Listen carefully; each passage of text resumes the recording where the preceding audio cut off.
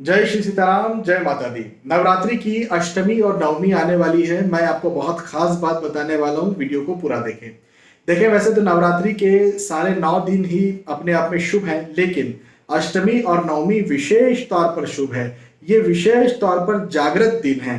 अष्टमी और नवमी को मेरा मानना यह है कि हर जगह पर सारे दिनों से भी ज्यादा पारंपरिक रीति रिवाजों के साथ, ज्यादा कर्मकांड, ज्यादा पूजा पाठ, ज्यादा उपवास के द्वारा मनाया जाता है।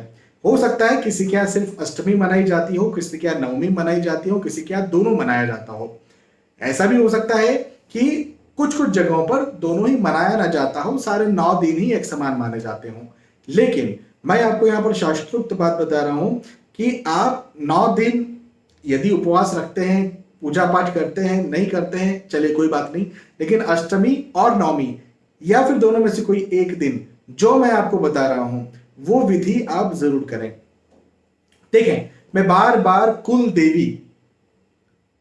देवी मां के बारे में बोलते रहता हूं, बार बार बोलते रहता हूं, क्योंकि मेरा विश्वास है कि कुल देवी ही एक वो है जो आपके पूरे कुल को, सिर्फ आपको नहीं, आपके बच्चे, आपके माता पिता, आपके भाई बहन, आपके पति पत्नी, आपके पूरे कुल को, आपके पूरे परिवार को आगे बढ़ाने वाली है, आपको सही दिशा देने वाली है। चाहे आध्यात्मिक तौर पर आपको लगाने की बात हो, चाहे आपको मोक्ष देने की बात हो, चाहे आपके पढ़ाई लिखाई की बात हो, चाहे ग्रह शांति की बात हो, चाहे पैसों की, कैरियर की, धन की बात हो, बिजनेस की बात हो, चाहे स्वास्थ्य की बात हो, कुल देवी होती हैं जो आपको सही दिशा देती है, जो आपके ऊपर हाथ रखती है और उसके बाद में फिर आप आगे बढ़ते हैं। और वो कुल देवी कौन होती है? तो कुल देवी माँ शक्ति का ही रूप होती है। ये जो नवरात्रि चल रही है, इन्हीं माँ शक्ति का एक रूप आपकी कुल देवी है। हाँ, अब सबकी कुल देवी अलग अलग होती है, ये बात सही है। हो सकता है कुल देवी का नाम ऐसा हो जो पूरे देश में प्रचलित ना हो या उतना विख्यात ना हो, लेकिन वो चूंकि आपकी कुल देवी है, जैसे आपकी माँ है, तो आपकी माँ को हो सकता है हर कोई नहीं जानता है ना, लेकिन आपकी कुल देवी है, वो लोकल लेवल पर आपका जो कुल है, आपका जो समाज है, वहां तक आपके ऊपर हाथ रखने वाली है और वो आपको सही दिशा देने वाली है। हालांकि वो आदिशक्ति का ही रूप है, लेकिन वो आपके लिए प्रभु ने, परमात्मा ने या खुद कुल देवी ने अपने आप को आपके लिए उस भाग में, उस हो सकता है छोटे से भाग में, आपके लिए ढाल लिया है और वहीं पर वो आ गई है कि भाई इस कुल की मैं रक्षा करूंगी। वो आदिशक्ति अपने आप को एक अलग अंश बना करके आपके कुल देवी के रूप में आ गई है। तो आपको क्या करना है? हो सके तो कुल देवी के मंदिर अष्टमी या नवमी या दोनों दिन आपको जाना ही जाना है। यदि आप जाते हैं माता जी के मंदिर, अपनी कुल देवी माँ की मैं बात कर रहा हूं, उनके मंदिर जाते हैं तो बहुत अच्छी बात है।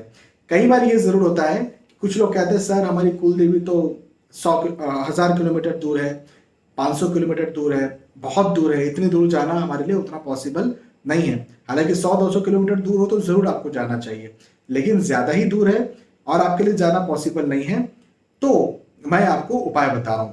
देखो, चाहे कुलदेवी मंदिर में जाकर के ये उपाय करें, चाहे चाहे अपने शहर, अपने गांव के जो भी शक्ति रूपा माँ का मंदिर है, जो भी पार्वती जी, नवचंडी जी, भवानी माई का जो भी मंदिर है, वहां जाकर के आपको ये उपाय करना है।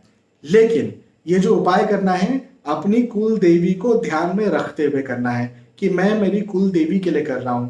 जैसे आप श्री भवानी माँ के मंदिर गए, है ना, अब आपकी कुल देवी जो है वो जैसे नवचंडी है, मान ले वो आपकी कुल देवी है और आपके वहां ऐसा कोई मंदिर नहीं है, तो आपको क्या करना है कि भवानी माँ के मंदिर में जाकर के जो मैं भी रीति रिवाज बता रहा हूं वो आपको करना है, उनका ध्यान करते हुए कि मैं नवचंडी के चरणों में ये चीज चढ़ा रहा हूं, उनके सामने ये अर्पित कर रहा हूं इत्यादि।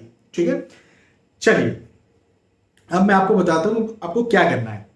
सबसे पहले तो पूरे परिवार के साथ अष्टमी या नवमी या दोनों दिन या किसी एक दिन आपको माता जी के मंदिर जाना है। अब क्या क्या लेकर के जाना है? तो सबसे पहले तो एक साड़ी लेकर के जाना है। अब साड़ी जो है वो या तो हरे रंग की होगी या लाल रंग की होगी या पीले रंग की होगी, या फिर चुंदड़ी वाली जो साड़ियां होती है जो गुजरात में बहुत ज्यादा चलती है, उस प्रकार की भी साड़ी हो जो माता जी को चढ़ाई जाती है, उस प्रकार की साड़ी। अच्छी दिल से साड़ी रखना, ऐसा नहीं कि सस्ती वाली साड़ी लेके आ गए, मतलब सस्ती कहने का मतलब अपनी ताकत से लेकर के आइएगा। अच्छा, एक तो साड़ी हो गई। दूसरा, सुहाग का सामान। अब सुहाग का सामान मैंने ये पाया है कि कहीं पर भी आपको एक छोटे से पैकेट में मिल जाता है, छोटे छोटे कंघे मिल जाते हैं, छोटे छोटे वो सेकेंड क्लास कुमकुम और बहुत सारी चीजें। ऐसा मत कीजिए, आप अपनी माँ को दे रहे हैं जो आपकी है ना, तो आप अलग अलग लीजिए। सुहाग सामान में सबसे मुख्य होती है लाल या फिर हरी चूड़ियाँ। तो लाल हरी चूड़ियाँ कम से कम 1 दर्जन आपको जरूर लेना है, अच्छी चूड़ियाँ लेना है। फिर होता है कुमकुम, सिंदूर भी होता है, तो ये भी आपको लेना है। मंगलसूत्र होता है, मंगलसूत्र भी आपको लेना है। अब हो सके तो पैरों में पहनने वाली जो चंपक जिसको कहा जाता है या फिर पायल कहा जाता है, वो भी यदि आप ले लें तो बहुत अच्छी बात है। बिछियां होती हैं माता जी की, या फिर जो पैरों की उंगलियों में जो अंगूठियां पहनी जाती है, हाँ, वो आप माता जी के लिए ले सकते हैं। चुनरी, एक अलग चुनरी होती है जो माता जी को चढ़ाई जाती है सामान्यतः, वो चुनरी भी आपको जरूर लेना है। नारियल भी आप जरूर लें। अच्छा, इतना ले लिया। इसके बाद अनाज में चावल, ऐसे चावल जो टुकड़े वाले ना हो, तो चावल आप लें। गेहूं भी आप जरूर लें, तो अन्न या अनाज ही हो गया। फल फ्रूट, यदि 5 प्रकार के आप फल ले सकते हैं, कोई भी 5 प्रकार के फल भी आप लें। और एक पान, पान मतलब पान का पत्ता नहीं, पान पूरा बनवा कर, जैसा पान आप खाते हैं ना वैसा पूरा पान बनवा कर के आप जो है वो लेकर के जाएं।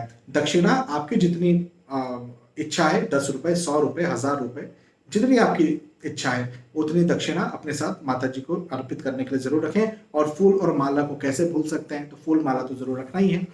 अब आपको क्या करना है कि आपको जाना है माई के मंदिर, वहां पर जाकर के सामने आप बैठ जाइए अपने परिवार के साथ, माता जी के सामने, माता जी की मूर्ति के सामने। अब जब आप बैठे हैं तो बैठ करके जो है वो सामने सबसे पहले तो माता जी को माला भेंट करें, या माला पहना दें यदि पहना सकते हैं तो, नहीं तो फिर भेंट करें। उसके बाद में अब आपको क्या करना है कि एक साड़ी जो आपने माता जी के लिए ली है, वो साड़ी थोड़ी फैला करके रख दीजिएगा। ऐसी फैला करके रखिएगा कि उसमें जो मैंने चीजें कही है वो सब आ जाएं। तो अच्छी फैला करके सामने साड़ी रख दीजिए। अब आपने साड़ी रखी, साड़ी रखने के बाद में अब आपको क्या करना है कि सबसे पहले नंबर पर जितनी भी सुहाग सामग्री है, वो सारी सुहाग सामग्री आप एक एक करके उस साड़ी पर रख दीजिए। ठीक है। अब आप थोड़ा सा गेहूं लेकर के गए थे, तो एक मुट्ठी गेहूं लिया और उस पर कुछ दक्षिणा रखी, और वो जो है वो माता जी के सामने उस साड़ी पर रख दी। एक मुट्ठी चावल लिए, कुछ दक्षिणा रखी, वो भी उसी साड़ी पर आपने रख दी। हाँ, कोई फल जो है वो फल आपने लिए और वो भी माता जी की साड़ी के ऊपर आपने रख दिए। इसके बाद में जो पान आप लेकर के गए थे, पान भी आपने माता जी के सामने, साड़ी पर नहीं रखना है, माता जी के सामने कहीं भोग प्रसादी के तौर पर खोल करके रख दिया। और फिर नारियल भी आपने लेकर के साड़ी के ऊपर रख दिया, और जो आपको फाइनली दक्षिणा चढ़ानी है वो दक्षिणा आपने नारियल के ऊपर रख दी। ये माता जी की गोद भरना इसे कहा जाता है, माता जी को अर्पित करना इसे कहा जाता है। और ये आप माता जी के सामने रख करके, प्रणाम करके, माथा टेक करके, और जो भी आप प्रार्थना करना चाहते हैं, चाहे भक्ति की प्रार्थना हो, चाहे स्वास्थ्य की प्रार्थना हो, चाहे परिवार की, धन की, जो भी प्रार्थना आप करना चाहते हैं, सपरिवार, सपरिवार, क्योंकि देखो कुल देवी है, आपके पूरे परिवार की देवी है वो, तो सपरिवार प्रार्थना करें। अब ये किसे करना चाहिए, तो देखो वैसे तो परिवार के मुखिया को करना चाहिए। यदि परिवार का मुखिया पुरुष है तो बहुत अच्छी बात है, महिला है तो वो भी कर सकती है।